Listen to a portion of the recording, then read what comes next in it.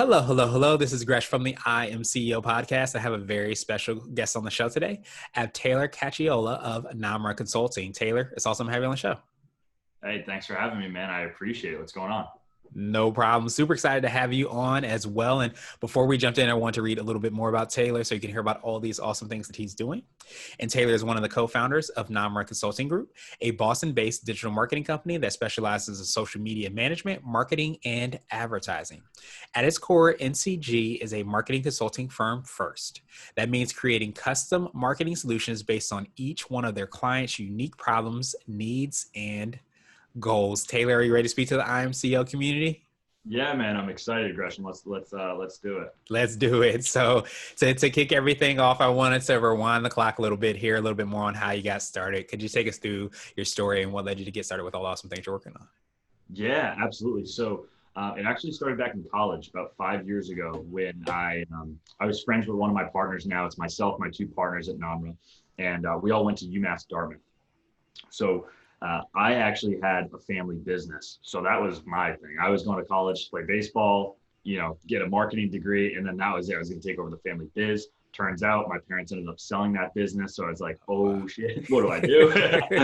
So, I honestly, it's like fate, man. I met my two partners. They had already started Namra on paper. They were starting to work on it. They asked me if I was interested.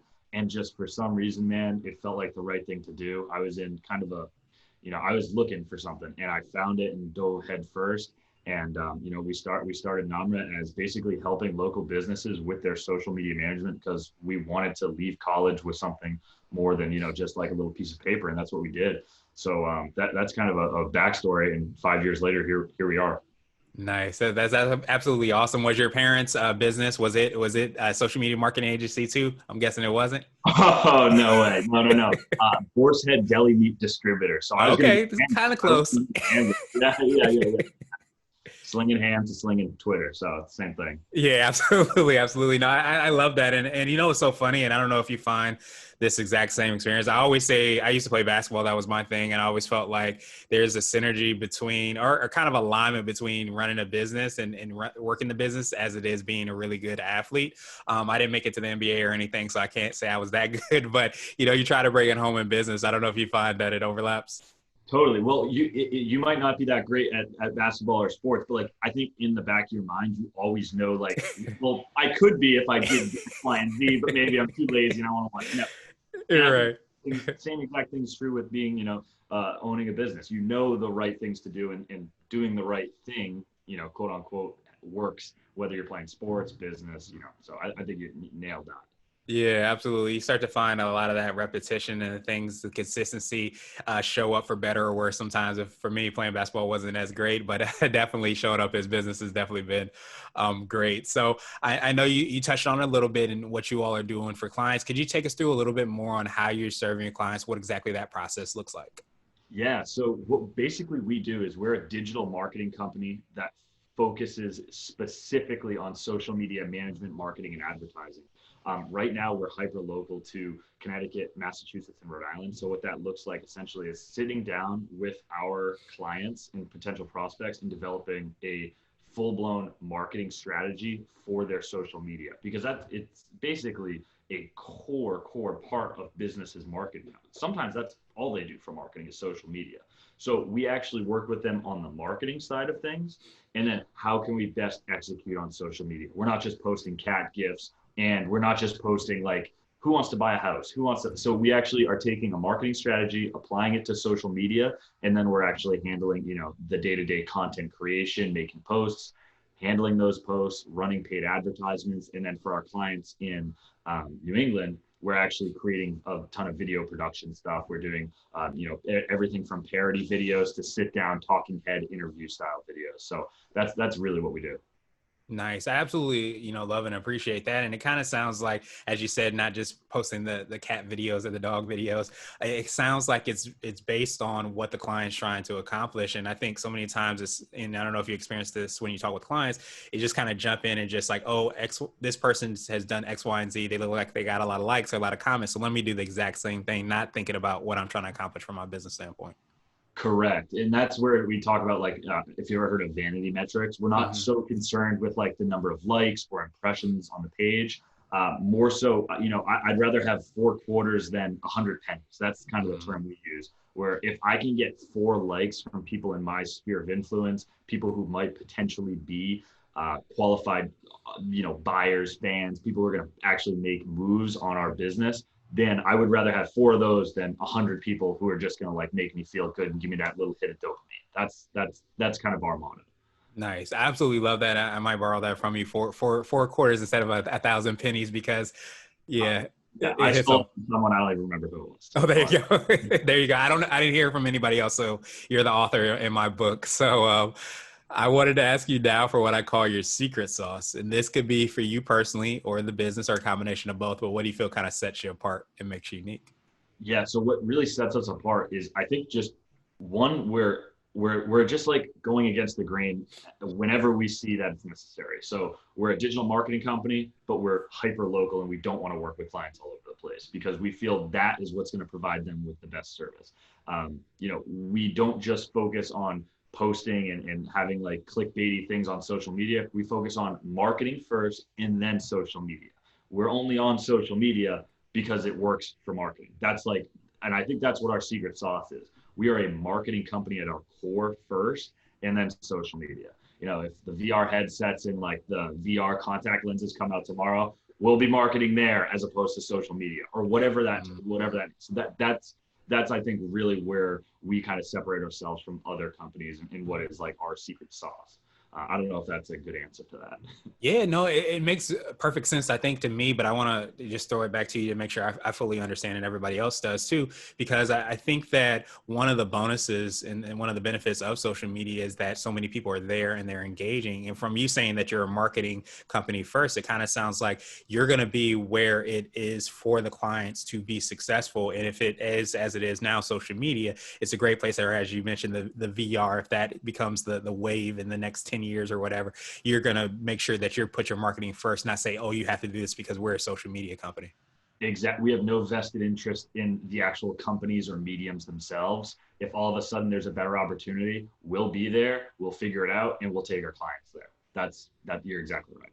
Yeah, I absolutely love that. It's so many times I talk a lot about I call like the different ways you can market your company, like ingredients, like you're going to the restaurant to the grocery store trying to figure out what you're going to put into your dish. And so many times we get so obsessed with the ingredients. Oh, I have to do TikTok because everybody's on TikTok, but not doing that marketing work first. So that's why I love that that's a core at what you all are doing.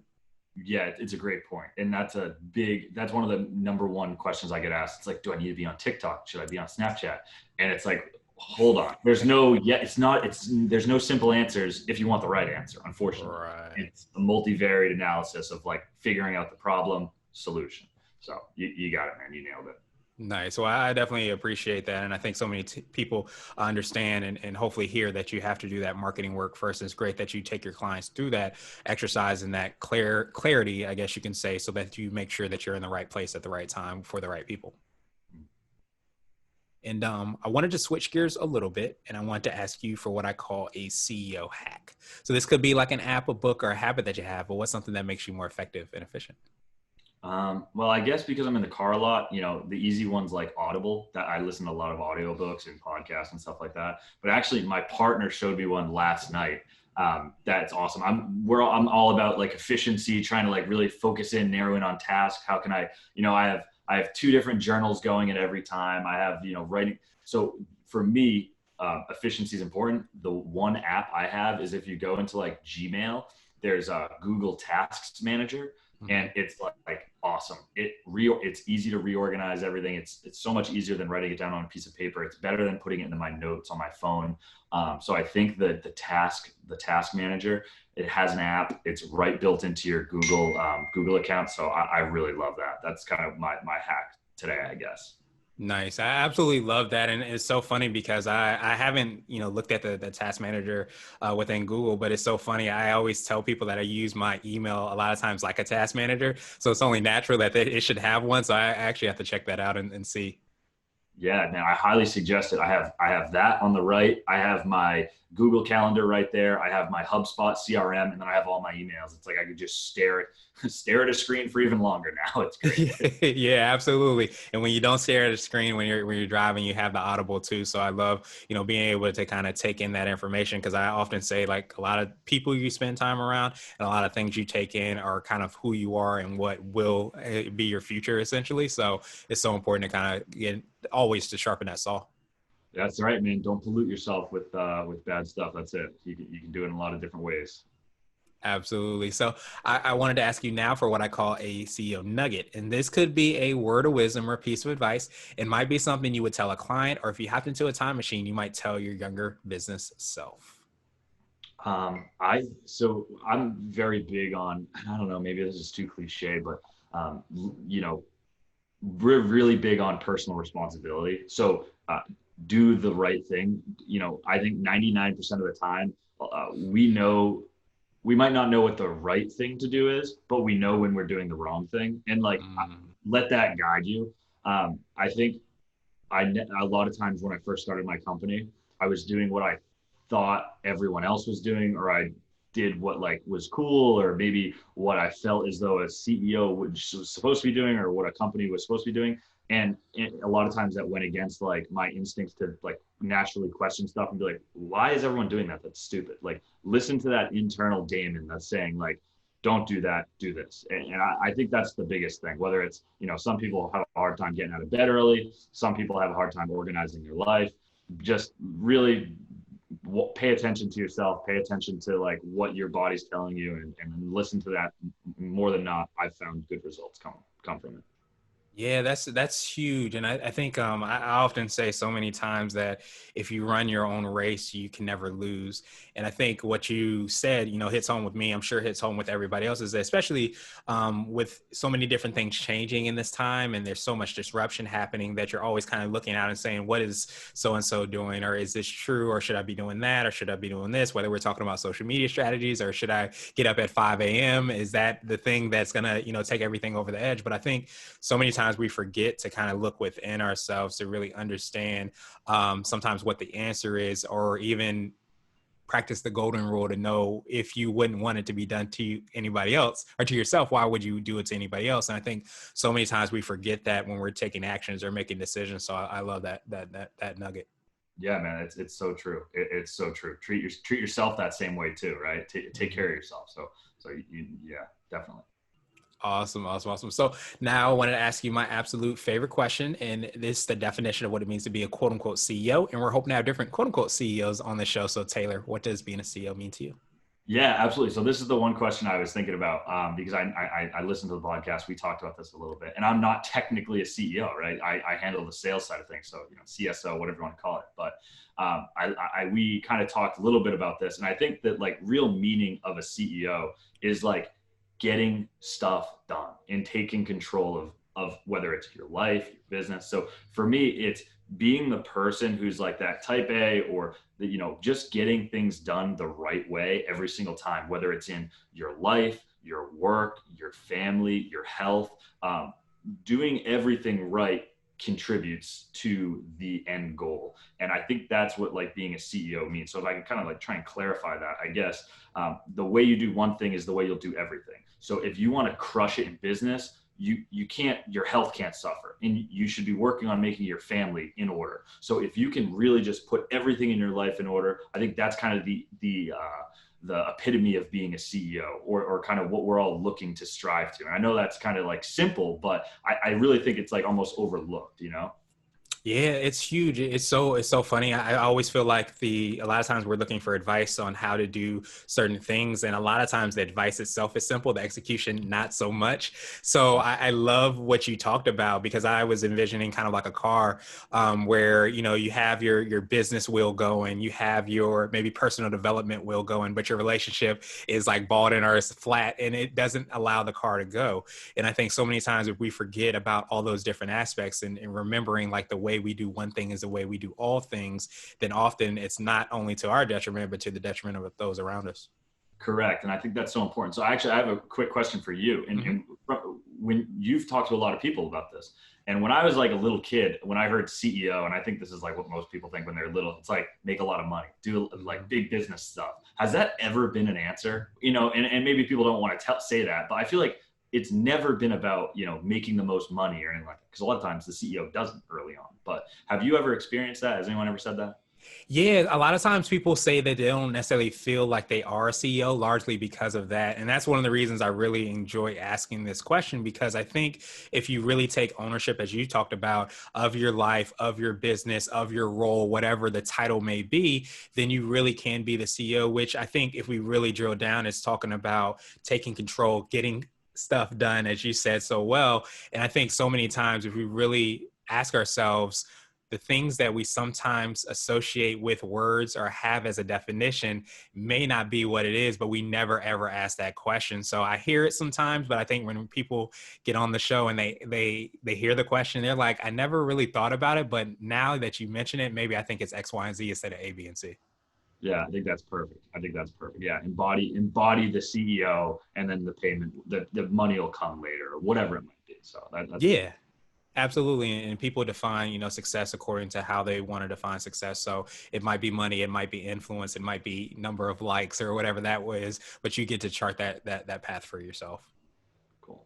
Yeah. Awesome, awesome, awesome. Well, Taylor, truly appreciate that definition, and I appreciate your time even more. What I wanted to do is pass you the mic, so to speak, just to see if there's anything additional you can let our readers and listeners know, and of course, how best they can get a hold of you, find out all the awesome things you and your team are working on.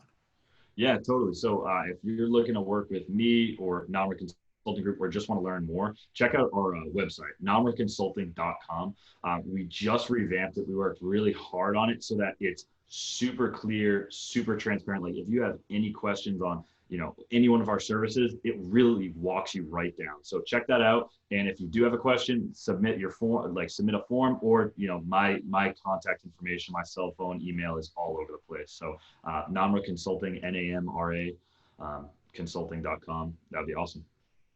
Awesome, awesome, awesome. I definitely appreciate that. Again, Taylor, we will have the links and information in the show notes, but I truly appreciate, all the work that you do, the reminder to us about like how the way we show up, and whether that be digitally or online, is the way we show up for so many things. So helping so many businesses and organizations in your area be able to get their name out is so important. So I appreciate you for doing that. Appreciate your time, of course, and I hope you have a great rest of the day. Thanks, Gretchen. I appreciate you too, man. This is awesome.